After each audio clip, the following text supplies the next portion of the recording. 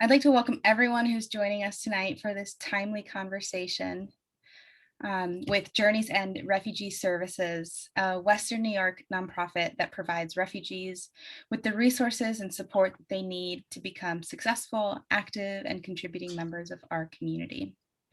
Tonight, we'll hear from Irene Rekviashvili, Senior Staff Attorney, LDP Legal Counsel, and Hannah Mirach, Director of Resettlement and the Refugee School Impact Program, both of whom work for Journey's End. And we'll also hear from Sarah Katan and Bashar Katan, who are siblings and current students at Canisius College, who found sanctuary in Western New York with the support of Journey's End. So today, Irene, Hannah, Sarah, and Bashar will discuss the legal changes under this new presidential administration as they concern refugees. And we will also learn about how this impacts immigration more broadly. And given that three of our speakers this evening are refugees themselves, I also hope to learn about how we can help to build a more welcoming community for those new neighbors who resettle in our cities. I hope especially that this program, like the exhibition, will allow us all to feel a sense of connection to the individuals who have recently made this country their home. Please feel free to send questions in the Q&A tab of your Zoom window, and we will address them at the end. So now, without any further delay, I'm going to turn it over to the guests and rejoin at the end for a Q&A with the audience.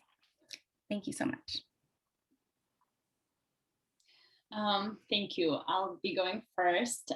So my name is Irene Rekviashvili. I'm an attorney at Journey's End Refugee Services in the legal department there.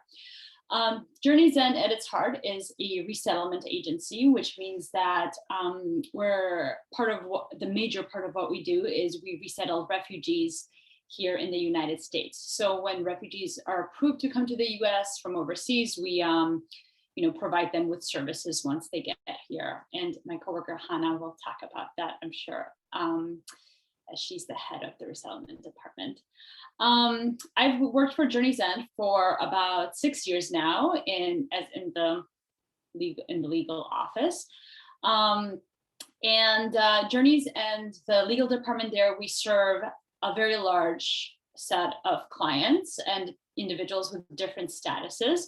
So we serve anywhere from asylum seekers, or undocumented individuals, so individuals who don't have any permanent status here yet in the United States.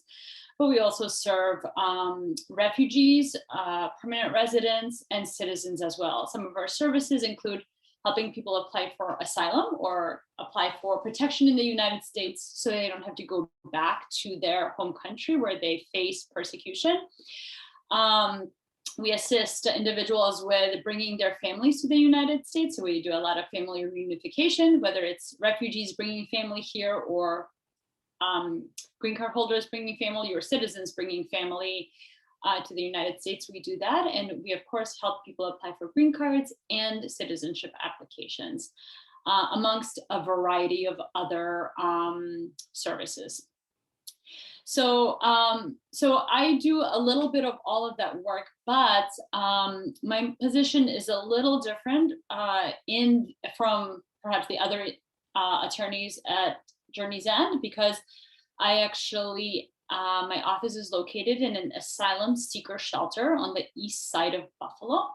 So just to touch base a little bit, to say it again, an asylum seeker is someone who flees their country and instead of applying for refugee protection in some other safe third country, they come to the US directly to apply for protection here instead of applying for protection somewhere else. So by the time they get at the US border or by the time they get into the United States, they don't have any permanent status yet. Their whole hope or their decision once they're here is to not go back home, but they don't have status yet. Asylum seekers don't tend to have access to a lot of benefits that perhaps people with status have in the United States. For example, in New York State, an asylum seeker can apply for health insurance, state health insurance, like Medicaid, but nothing else. So, oftentimes they, after running away from their home and entering the United States, they don't have access to shelter, they don't have access to any kind of financial assistance. And the shelter I work at, tries to support asylum seekers in this way, try to house asylum seekers until they're able to apply for their asylum application or apply for a work permit so they can get on their feet and support themselves while they're going through the process. So a majority of my clients at this time are asylum seekers. And as I'm sure many of you are aware, one of the big and controversial issues that came up throughout the last administration, through Trump's administration, was what we do tend to call like an attack on asylum seekers.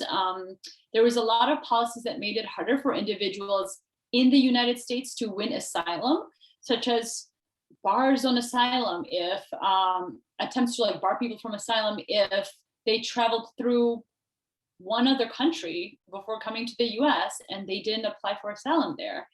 And, given that I have clients who traveled from Africa to Brazil and through like almost a dozen countries before reaching the United States, bars such as that are, they're not practical to address,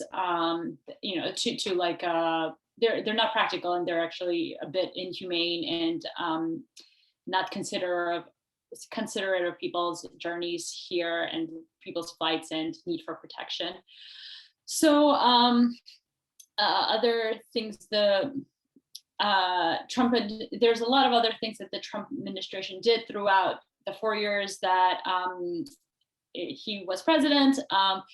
These things included big things such as like bars to asylum for certain individuals, but also little things like, if a form with 100 questions on it, one of the questions was left blank, the application would be rejected. And it's like things like this that make it really hard for asylum seekers who are not eligible for free attorneys by default, unlike, for example, criminal defendants in the United States. And asylum seekers often don't know the language, don't know the culture, don't know the process, don't know what the law is in regards to asylum, with deadlines and strict requirements that were getting stricter it felt like every day. It was very hard to service our clients appropriately or be hopeful about what was to come in terms of results within the USCIS and the immigration court system. The Biden administration, thankfully, has been addressing some, though not all, of these issues. One of the major issues that the Biden administration has been trying to address, which we're hoping will continue to be addressed, is the border wall. The U.S.-Mexico border. So, as I'm sure many of you are aware, there's a huge crisis throughout Central America and throughout the world where individuals are fleeing their homes because their own government is persecuting them, or they cannot get protection from their government from other persecutors, and they're fleeing and seeking protection in the United States. And for an asylum seeker is somebody who has to go through a process. They have to, if they're allowed to enter the country, they are given an opportunity to prove their case. And for many individuals at the southern border, this became a very, very complicated thing because Trump basically prevented tens of thousands of people from entering the country to begin their process inside the United States. Instead, tens of thousands of individuals, families, children, were stuck in Mexico at the US-Mexico border, waiting for months and months, and for some years, waiting to enter the United States. One thing that Trump attempted to do did succeed in doing, is have people start their asylum cases, but in Mexico. So they would have to stay in things like tent cities or shelters in Mexico. And then on their court date, they would be allowed to come into the United States for the day, and then they would have to depart again pending decision or pending another hearing. And this was a huge problem. And the Biden administration is definitely trying to address it. Already a few thousand people through this program have been allowed, who were like victims of that program, have been allowed to enter the United States and have been, they're slowly coming in and being able to do their process in a more humane way in the United States, where there are communities and perhaps families or shelters willing to house them and assist them in different ways. Some other things that we've seen, just little things that, day to day make a difference for everyone, are things like faster processing of work permits. So if someone's eligible for a work permit, which is something you're allowed to do as an asylum seeker, instead of waiting 6 months for the work permit to come, now for some asylum seekers it's faster. Maybe it's like a month or 2 months, like the law says it's supposed to be. One thing about the immigration system is that there's a lot of expectation and strictness when it comes to what the seeker of the benefit has to meet, but the government often doesn't keep their own promises of what they're going to do. And we hope that the Biden administration addresses these issues. There have been a lot of promises, and by promises I mean the Biden administration has said that he does want to modernize our immigration system. He does want to make it more humane. And we are definitely seeing aspects of that. But one thing that, and we saw this as legal service providers in a big way when he proposed an immigration law that said that that could potentially create a pathway to citizenship for millions and millions of undocumented individuals in the United States.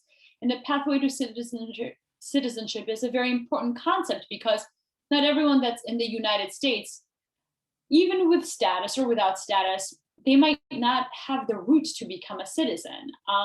For example, individuals with DACA, so individuals who came into the US as children and they were undocumented. The Obama administration created this policy, DACA, which allowed them to get a work permit and have the right to be in the United States while the DACA program exists. However, the DACA program is not a pathway to citizenship. It doesn't. There's a guarantee. There's like a possibility that if the program ends, which Trump did attempt to do, if the program ends, then these individuals who came here as children and are now part of our communities and our friends or in our family, they could potentially still face deportation. So a path to citizenship for them, for individuals like them, is very, very important.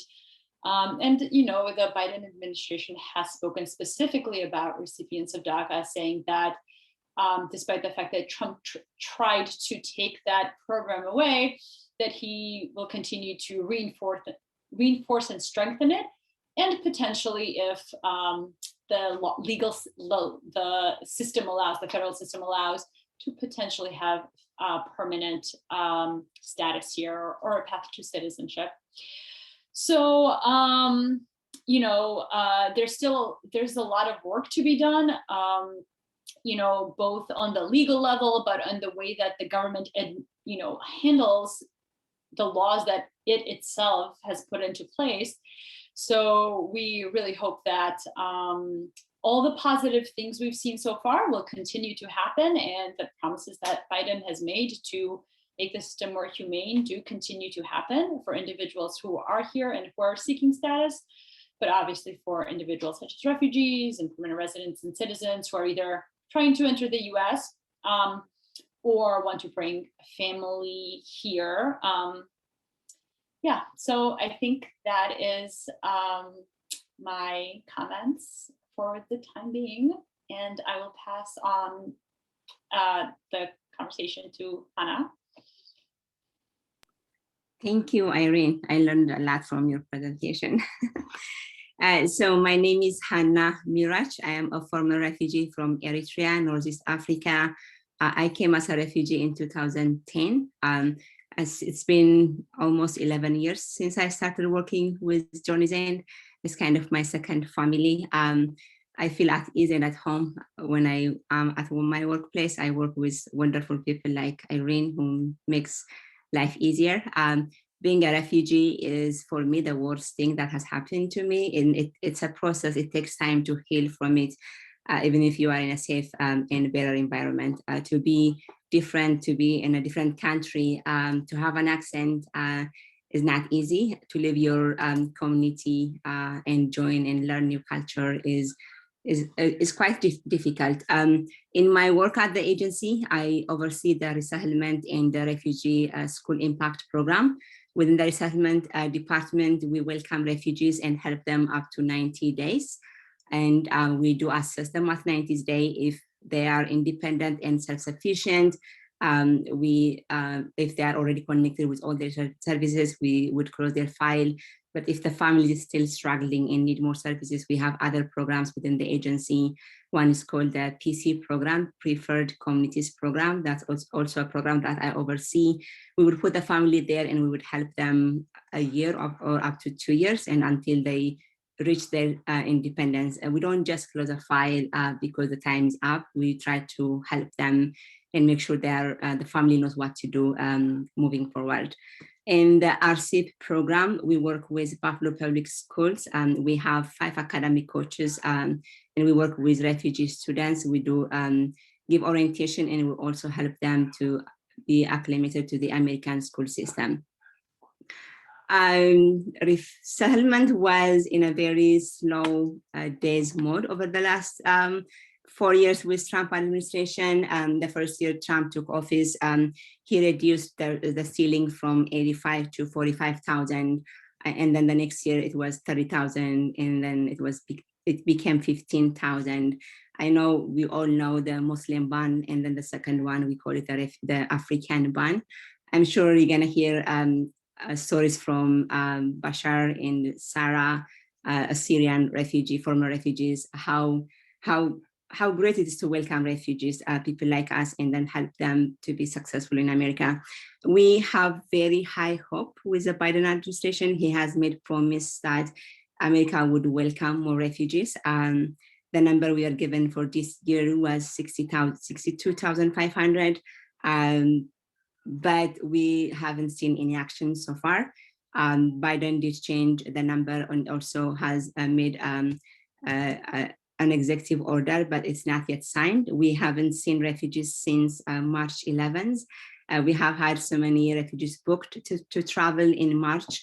PRM did that arrangement with IOM, hoping that the executive action would be signed and refugees would be welcomed. So far, it's not yet signed. We heard that it's still on Biden's desk. We really hope he signed that one, and then we start welcoming refugees in Buffalo. I think that's all I have, and I will pass it to, I believe, Sarah. Yeah, I'll start first. Hello, everyone. My name is Bashar. So in 2012, I was 12 years old. The tanks and planes were surrounding my city, and we heard that a group of people were entering the houses just to kill the people who's ever in there. I was so scared because I was a little kid, so just hoping for peaceful life. So on our way to my aunt's house, seeking for safety, I saw like people just like running, hoping to seek for safety, and I saw the destruction all around my city. We stayed in my aunt's house 3 days, and then my mother decided to move to her cousin's house in Lebanon, hoping to just live like around 1 month in there, so we can like just have a peaceful life and then move back to Syria. My mother's cousins, she explained to us her situation, that she cannot have us in her house no more because she cannot afford paying for our food and house expenses. So my father decided to just like maybe go to his cousin's house to stay a couple days, hoping to find a house to rent. We stayed in his cousin's house around 2 weeks, and then he luckily he found a house where we can stay, a small house which is consists of one room, which we used all to live in there. And our neighbor, we discussed the situation that we're looking for education now. There is no way we can have education and we have low income. So um, our neighbor just offered us to pay for the first year in medical school because schools was not for free. Government cannot pay for education. So I was disappointed because I didn't get that chance um, to just like maybe get more years in because we don't have that income. Even if we do like our best in medical school, there is it cannot even pay for more years for us. We worked hard um, just to like achieve our goals. And my sister in Jordan, she called us and told us that we can start a new life, maybe a new education in there. And so we traveled to Jordan. Um, we lived in her house around 4 days. Um, like she also like her husband work, his income is solo, so we moved out to get to rent like a house in there. And I saw that my father needs help. He cannot work on his own. So I used to work 1 week. Yeah, like I get paid like $3 a day from 8 in the morning to 12. I told my boss that if he can raise the payment, he said if you don't want to work here, that's the only I can pay. So one person asked me, um, what do you want to be in the future? I said I'm hoping to be a doctor. He laughed and said, there is no way to be a doctor in here because government cannot afford paying for your education. And also I see that you're working here, you don't have that enough money to pay for college. How are we going to be a doctor? So I said I told him I don't want to like be upset about that. I just want to keep a goal in my mind just to achieve it. And now I can pass it to Sarah to discuss our opportunities in the US. Thank you.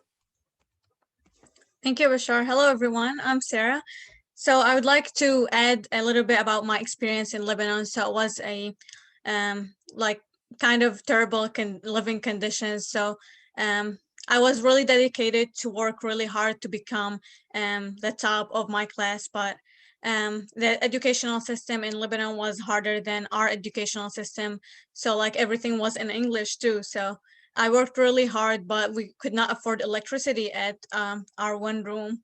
So I decided to buy a flashlight, and I used to study every day with that flashlight, just to get ahead and learn some English too, just to get like through some of the classes that I took.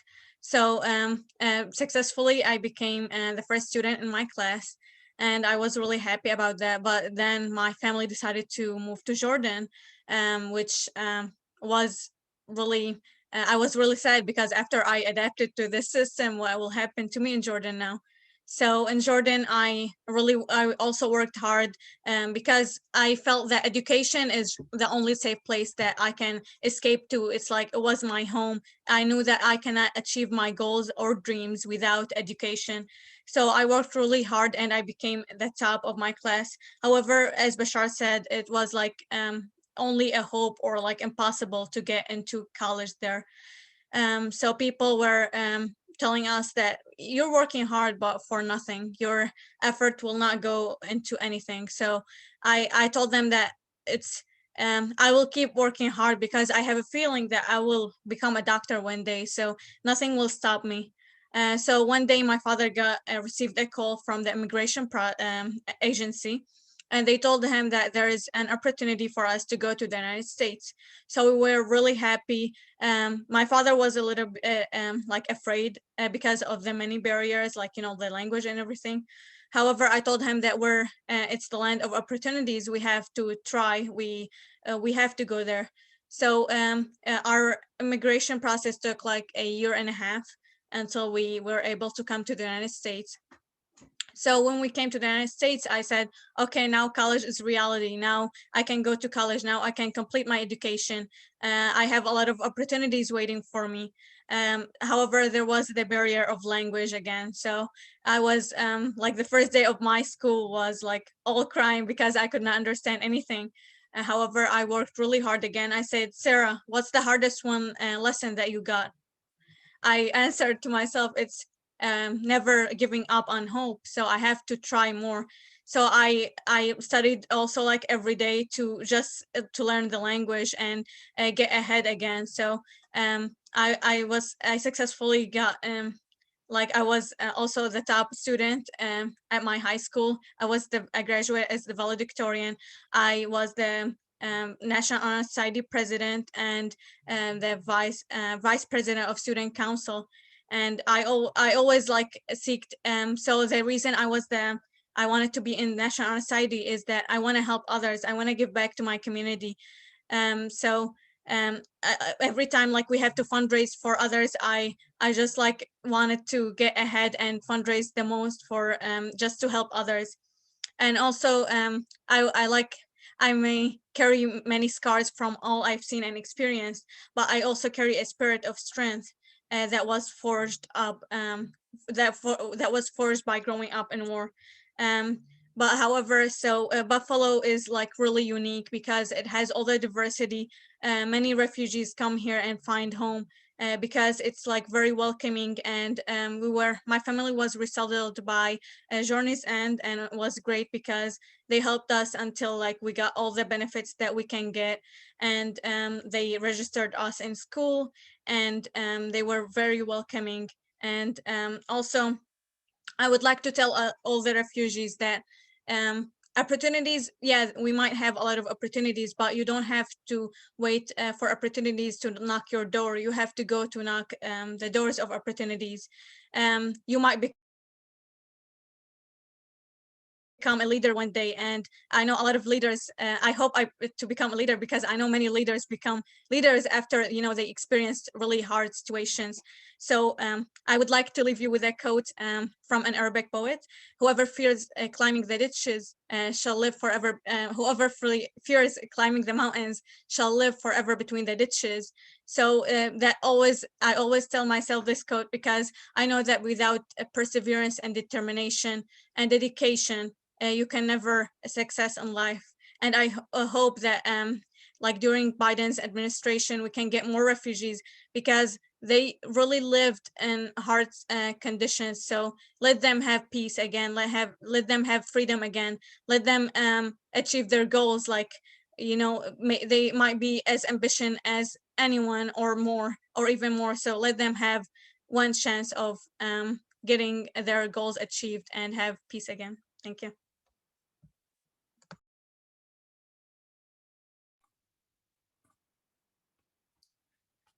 Wow, thank you all so much for sharing your stories.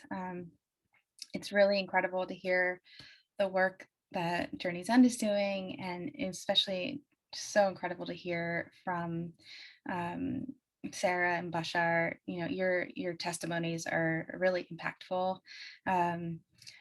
Hannah as well. I mean, thank you for being vulnerable and telling us really candidly about how hard it is to be a refugee here in the US.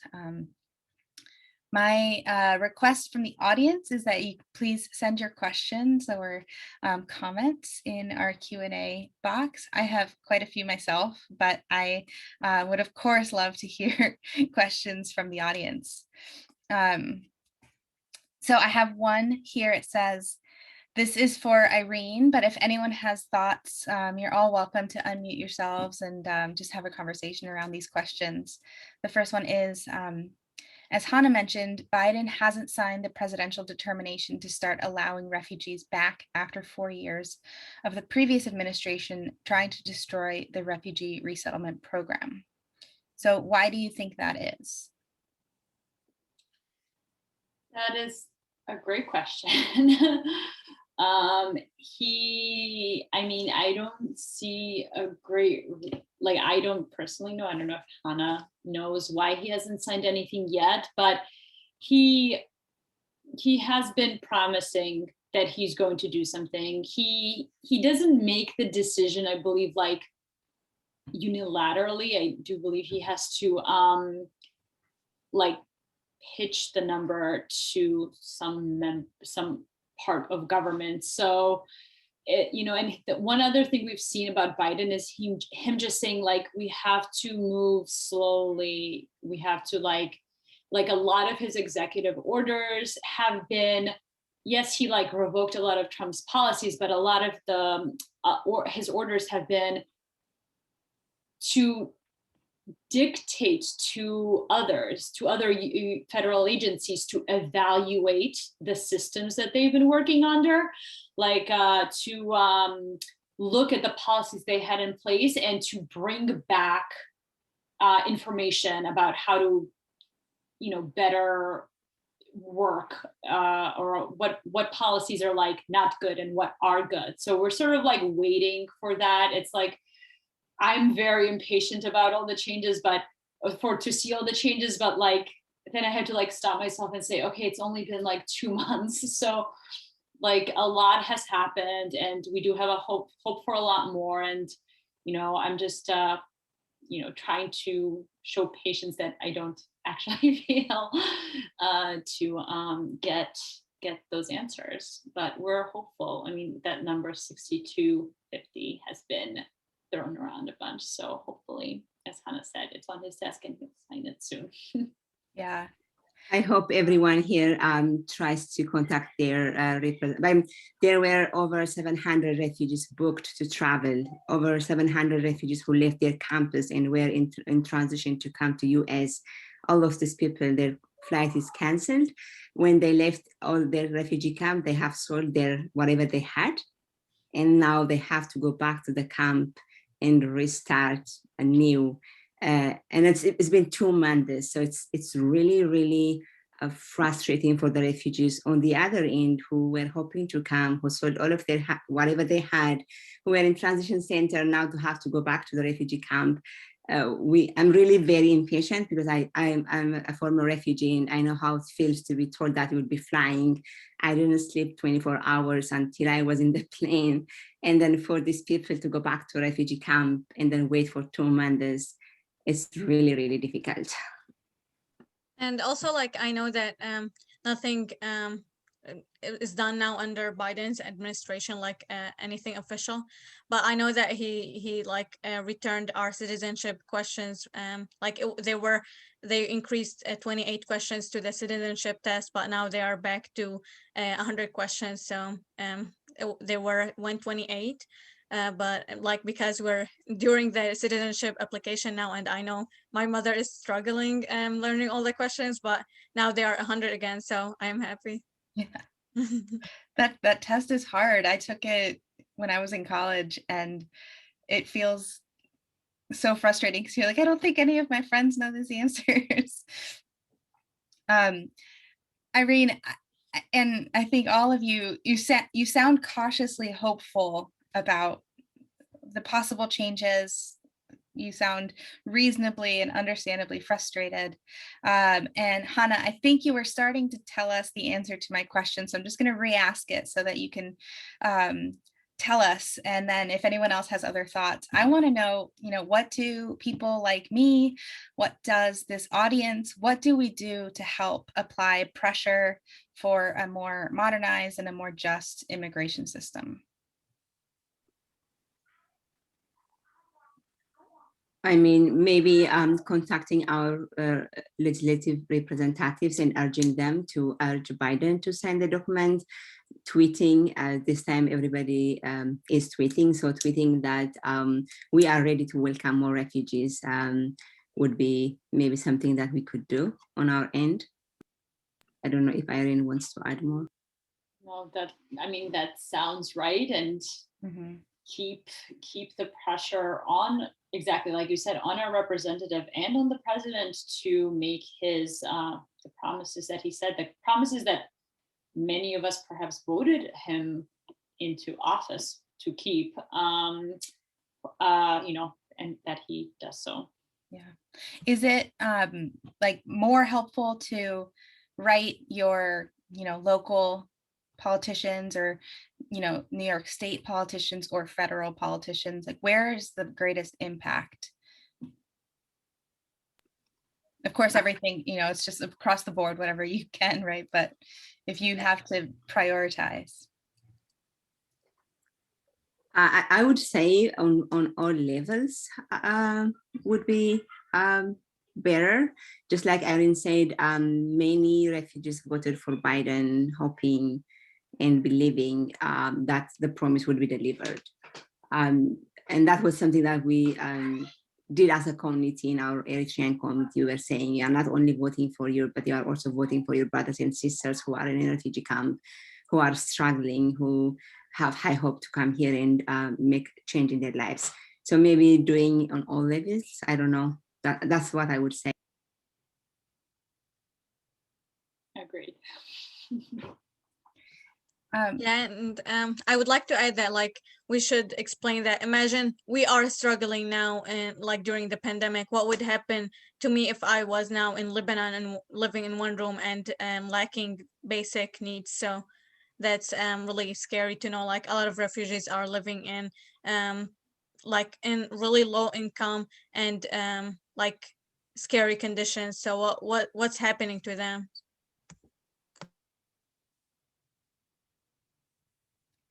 Yeah, I think that that's something that we have to think about a lot, when we're talking about the various migration crises that are around the world, only exacerbated by the current pandemic moment. There's a question here for Sarah and Bashar. It says, how can we, meaning all of us in Buffalo, be more welcoming to refugees and immigrants in general? In addition to opportunities, what are some challenges that you faced that we can address?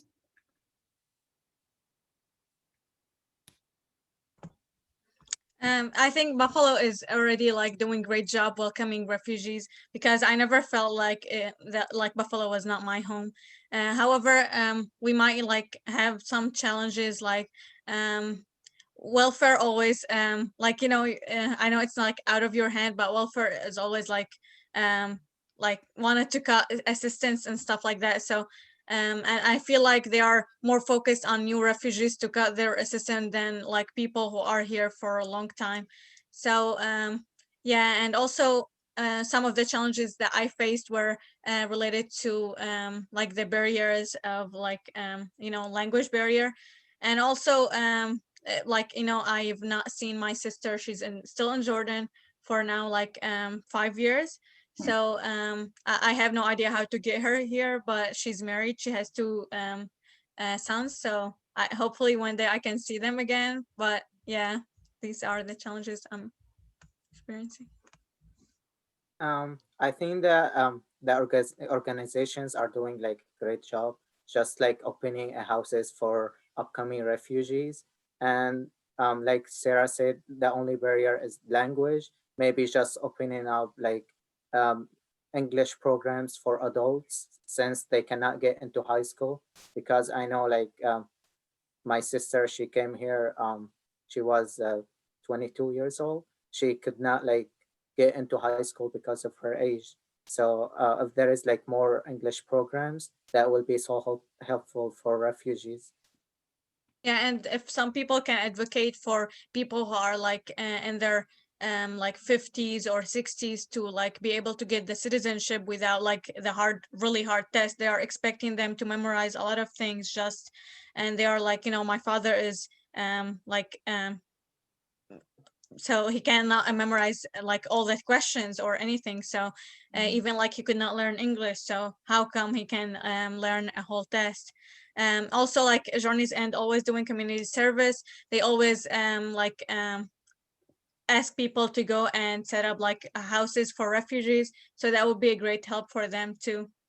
And also, like, my sister could not go to school and she sacrificed her like chance of going to school so we can go. And like when she came to the United States, nobody like let her in school because of her age. But like what they don't understand is that she wants to go to school, but they didn't give her the opportunity to do so. Yeah. Thank you. Yeah, it's so interesting. I mean, so many different details about the experience at different ages that you know, so many of us just don't think about. And I think something that you two have lived this year, you know, your freshman year of college during a pandemic.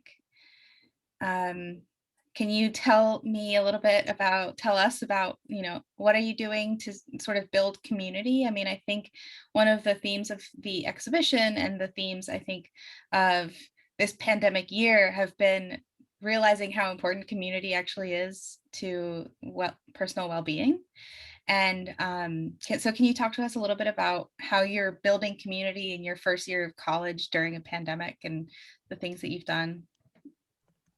So yeah, so I'm trying to volunteer in many organizations such as Hearts and Hands, because I know a lot of elderly like need a lot of help now during the pandemic.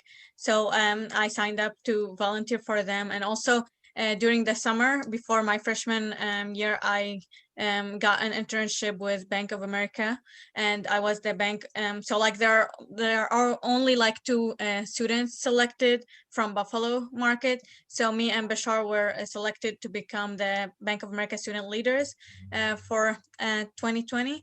And it was a great experience because I was able to help organization WEDI to make videos in Arabic for parents who do not speak English, to help their children with their virtual learning. So we explained how to use Schoology, Zoom, and other programs that they might need to only help. Their children might be really young and they don't know how to use the laptop, so they need somebody to explain how to they can use them. Also now, and so it's now I am in many clubs at my college, and also I started my research to get with the E. coli bacteria. I am trying to find a alternative for antibiotics. So hopefully I am successful. But yeah. Wow. So in high school, when we were like in National Honor Society, we used to translate for parents who doesn't speak English. So we did many fundraising that would benefit other organizations. I was the treasurer of National Honor Society, so my goal was keep in charge of the funding and make sure that everything donated to get with my advisor, like just to give it to the organization who needs it. And also, like I told Bashar that I'm planning to make my own club to go to high schools, such as international schools, to tell others how to prepare for college, because it was really a difficult transition for us, because we are the first generation who goes to college in my family. So I would like to make a club to go to schools and tell the refugees how they should start and what they are interested in. And also, if I become a doctor one day, I will go in medical missions to help others in underserved areas, or make a day where I can welcome refugees or anybody who does not have insurance to treat them and give them free medication. Sarah, it sounds like you're going to save the world. Thank you very much. Hopefully, if I can, I will. There's a question in the chat. You basically answered it now, but the question in the chat is, at what point are you in your educations now? So since we know that you're in your freshman year, can can you just tell us a little bit about what your goals are educationally going forward? Yeah, so I'm majoring in biology on a pre-med track. Hopefully I can make it to medical school. And also I am thinking about minoring in psychology because I feel it's really important to like get to know how to interact with your patient before treating them, because sometimes a lot of disease are a cause of like psychological issues. So yeah. Yeah, I'm also majoring in biology and pre-med track, and I'm thinking about minoring in social work. So if I need to help like some organizations or volunteer in there, so I will get like the experience. Incredible. We have a question, which I think we're probably all thinking at this point, which is, we've asked the question of what we can do as individuals to lobby, but how can we specifically assist Journey's End in the mission? Hannah and Irene, if you have any thoughts, if you can tell us maybe about the different sorts of volunteer opportunities that, what they look like right now during COVID and what they would look like post-COVID. I mean, one of the things we could get help with would be to do a home again project, especially if the Biden administration is going to fulfill the promise we will be flooded with refugees, which means there will be more work to do. We are trying to prep and then rebuild our capacity. But one of the things that we ask our community, and which we usually get in the past, was to do a home again project where communities, churches, or universities or college students would come, clean the apartment, and then donate, collect donation and set up the apartment for a refugee. That's something we would need more if we are going to get more refugees.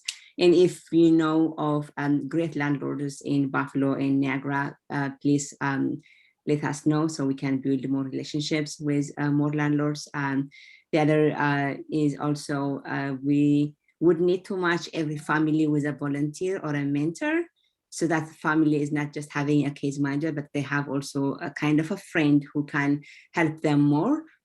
We have seen families being more successful when they are connected with an additional person who have been here longer to show them a lot of other things than just the core service that we do for refugees.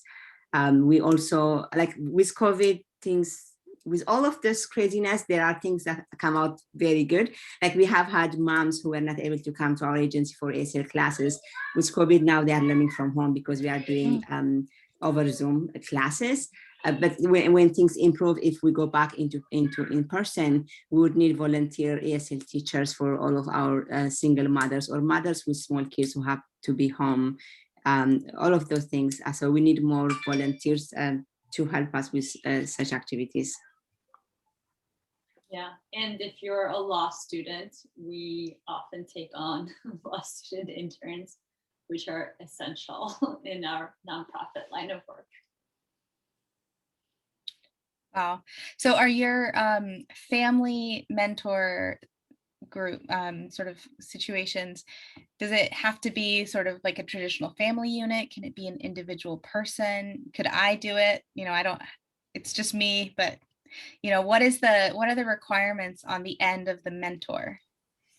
It depends. Like if we have a single man, we need to find a single man mentor. If we have a family, if it's like a couple, we would better have a couple or a woman, because there are so many cultural restrictions too.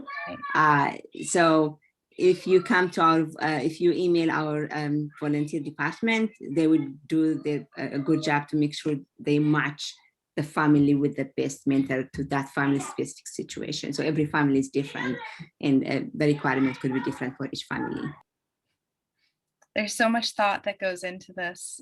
The work that you guys do is so delicate and thoughtful. And I mean, just even that, really thinking about, which is obvious, right? But the cultural restrictions and the relationships that you want to set up for people to feel comfortable and to really set them up for success. Hannah, when you were talking earlier, it struck me that, we use the term refugees, and you identify yourself as a former refugee. And I started to think about all the different terminologies that we have for different kinds of statuses that people, inhabit and move in and out of. In your work, Irene and Hannah, how much difficulty do you encounter with people just simply not understanding the differences between these things? And even, thinking about the people who are the individuals themselves who are labeled as such, but also policymakers, for example, not understanding the differences. One of the most confusing for many people in the Trump administration was to know the difference between an asylee and a refugee.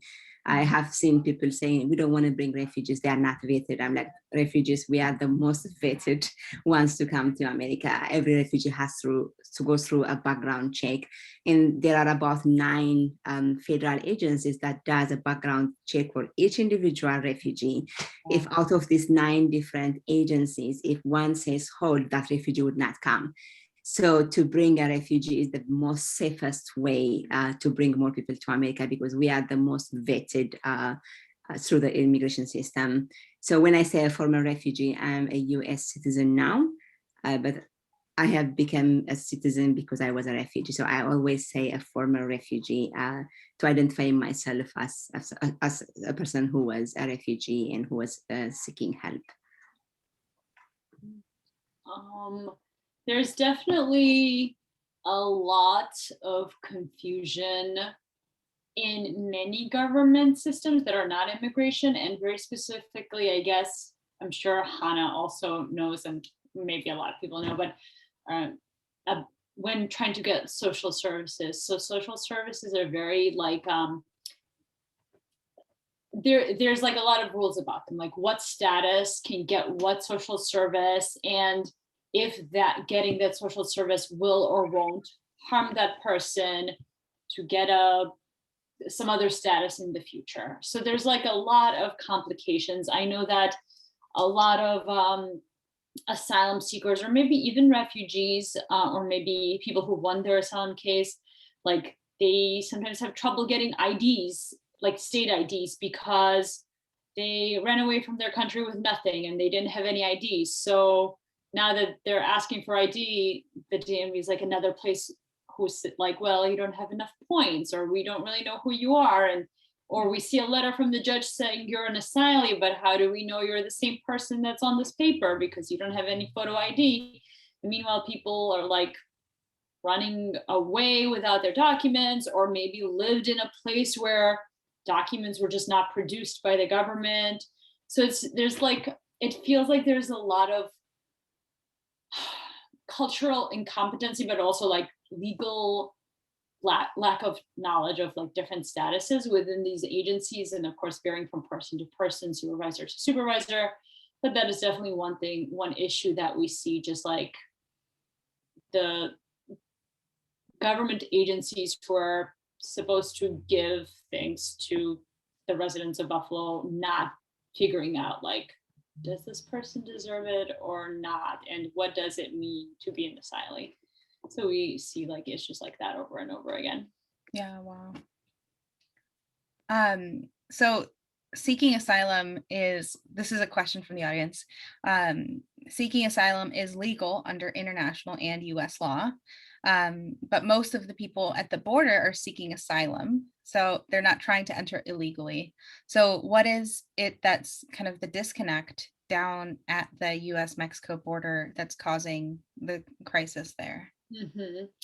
So I think this is like a multi-tiered issue, but definitely during the Trump administration, a huge issue has become him not letting his policies not letting people enter and be processed, instead saying things like, well, we'll let you apply, but you have to stay in Mexico. Mm-hmm. And during COVID being like, well, we might not let you enter because you might come from a country where there were high rates of COVID, and thus you're like a security risk, which like doesn't make any sense. But these are the kinds of things that they were coming up with. And then a part of an issue is down at the border.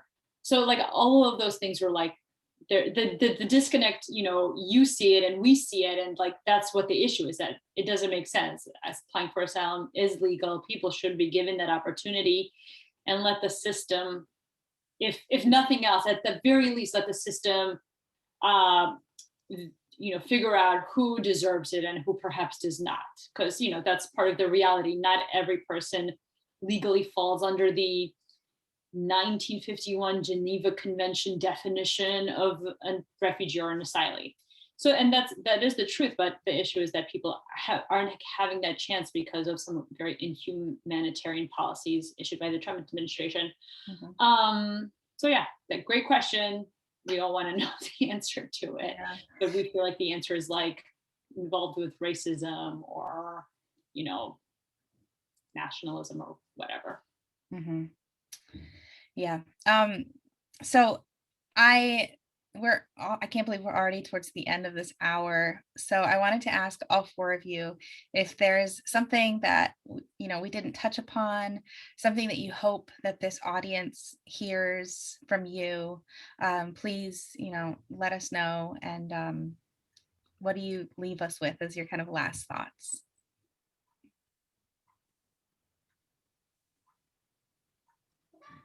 I guess I can start. I guess thank you for everyone who's attended. You know, it feels really great to always like see people who are interested, because if you're interested, you know, anyone that's interested will learn, and the more you know, the more you become aware of the world around us. And it's not like what one news site or the other news site says.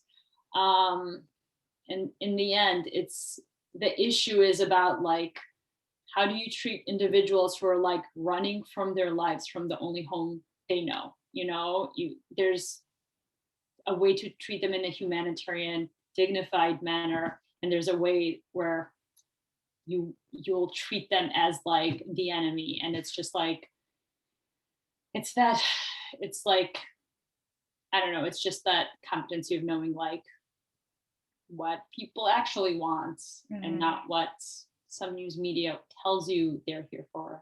It's important to like figure that out.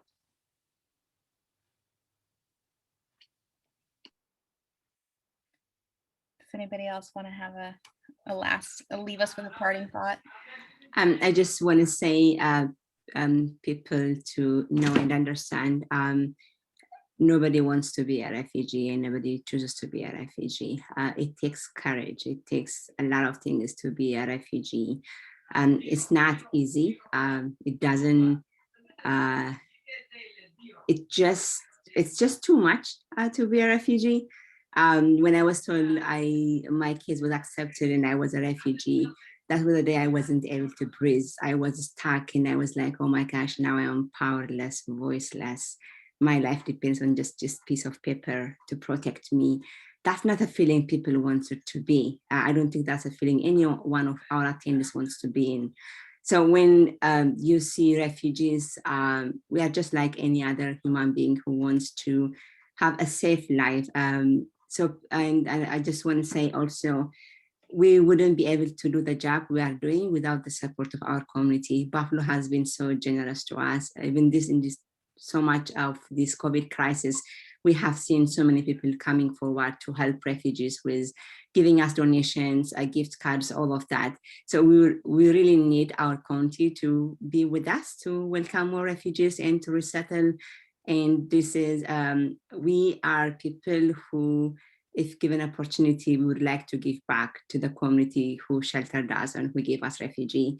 So please be with us, help us in any way you can.